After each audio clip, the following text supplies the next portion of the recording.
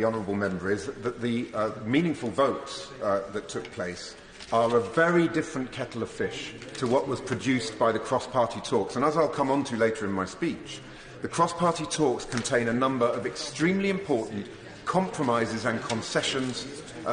for these benches. And it is therefore a travesty that this Parliament never had the opportunity to debate or vote on the withdrawal agreement bill. It is a different kettle of fish to what went before. For those with very short memories, the withdrawal agreement bill was very different to the former Prime Minister's initial so-called blind Brexit, which was rejected 3 times by this House, because it contained 10 major concessions which gave far more clarity on the UK-EU relationship. We were not prepared to give carte blanche to the government. The cross-party talks gave the detail that we need.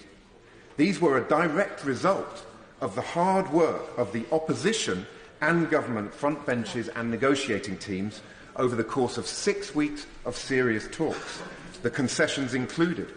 a customs union compromise with a binding vote on post-Brexit customs arrangements, a workers' rights bill which would guarantee that employment rights in the UK would not lag behind those of the EU, a pledge that the UK will see no change in the level of environmental protection after Brexit, a promise to seek as close to frictionless trade in goods with the EU as possible, whilst outside the single market and ending free movement, a commitment to having parliamentary time to allow for a vote at committee stage on whether the deal should be put to a second referendum, an assurance to MPs that they have to have the final say on the UK's relationship in the future with the EU, and a promise that Northern Ireland will stay aligned with the rest of the UK on regulations and customs, even if the backstop does come into force.